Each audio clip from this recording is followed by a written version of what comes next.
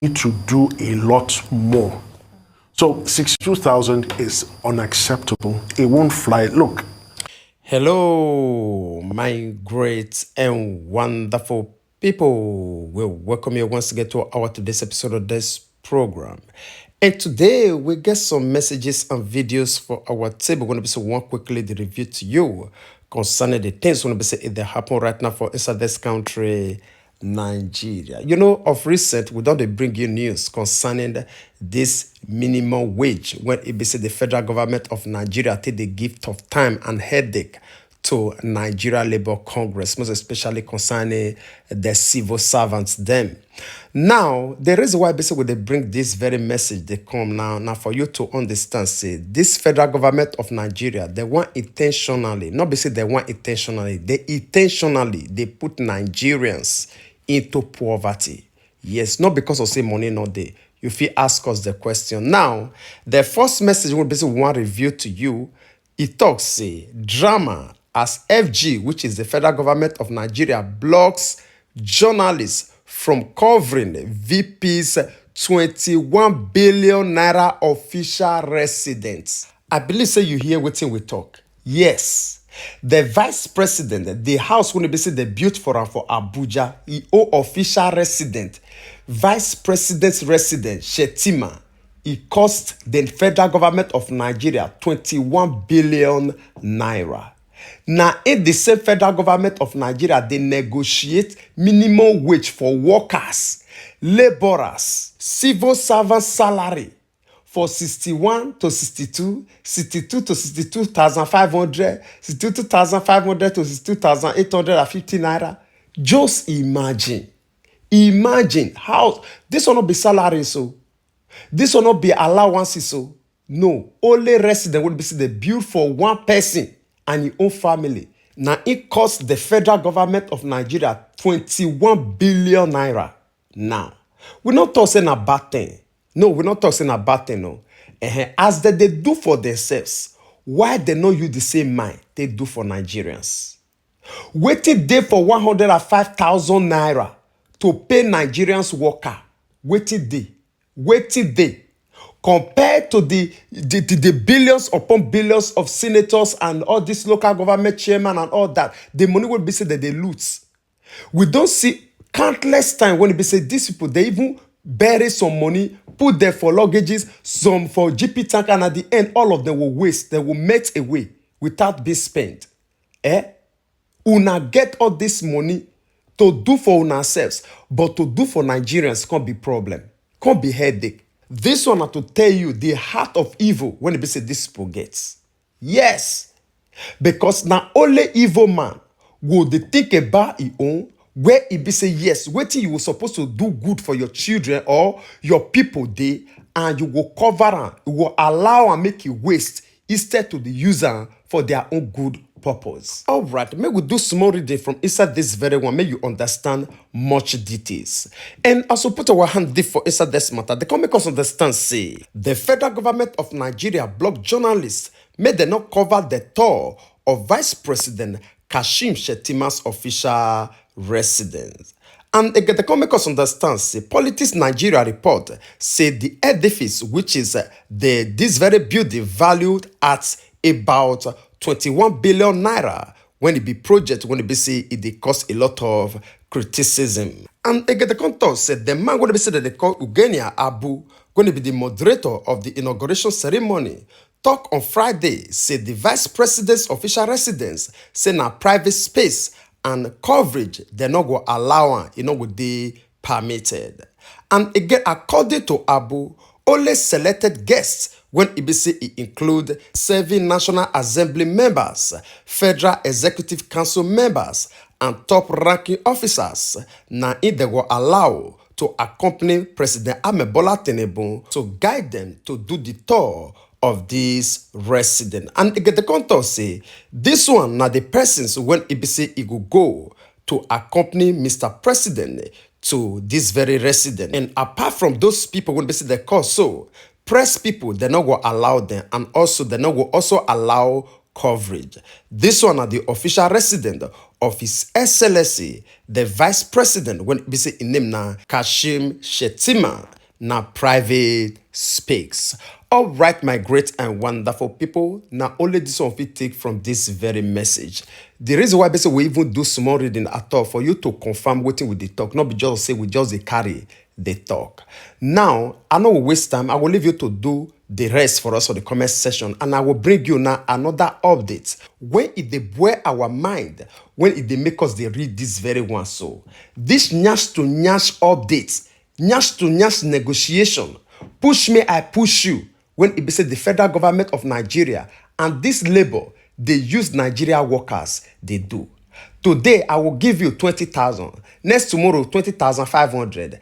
60,000, 60,500. All this kind of matter, when it be said that the users, they do. Where it be said they know the best way to settle themselves. And this next one talks say, FG, which is the federal government of Nigeria, offers 62,000 naira as new minimum wage as they go ahead to invite EFCC to make sure say it probe prosecute El-Rufai. Waiting we get interest on now for them to move from 60,000 naira to 62,000 naira. Why the Nigeria labor they demand 105,000 naira as the same minimum wage when it be say the federal government of Nigeria they tell they say now 62,000 naira now in the wofi offer. I think you see the problem when it be say we get right now. Tell me if una fit get sense to build a house for one person when it be say he worth 21 billion naira as an official resident. Now 105,000 now in una not fit pay Nigeria workers. When it dey labor night and day, where una for the source all those money when it be say una take care of una selves and una own children. Una not fit pay them for their own labor for 105,000 naira. But their own sweat, na una take the travel abroad. Na una take the train una children. Na una say they take the buy una own official car, and also they build all the edifice for una selves. Una say the reason why they say God no will ever forgive una. All right, we'll reserve our comment as we leave you to watch this other video. When it be say it still concern this negotiation, when it be say what they talk about now, make you know say we not just the carry the talk. Watch this very interview when it be say it still concern this minimum wage when we they talk from 60,000 to 62 to 62 to 64. Here I will come back for more. Need to do a lot more. So 62,000 is unacceptable. It won't fly. Look.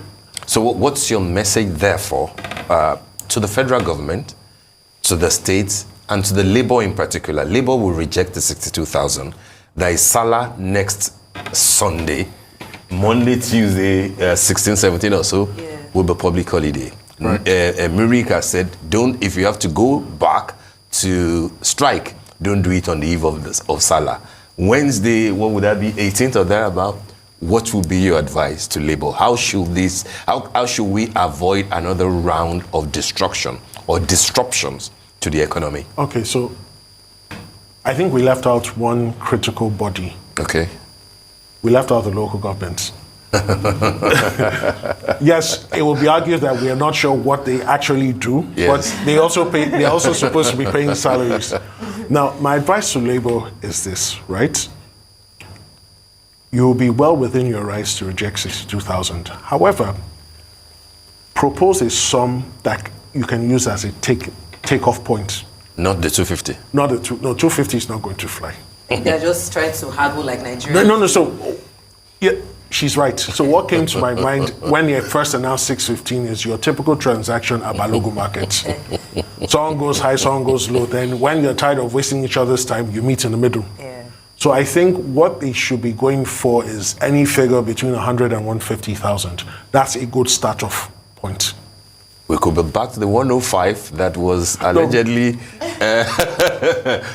credited to Mr. Wali Edu. So the 105, I'm sure they can do more. And I think part of the angst labor is showing is that, look, the public officials at the executive, yes, the legislative yes, are living such obscene lives. It's truly amazing. Clearly. So they see the average National Assembly member collecting money and they're like, So if your life is this good, why do our lives have to be this bad? Yes. But the truth of the matter is, they have a limited number. They are 469.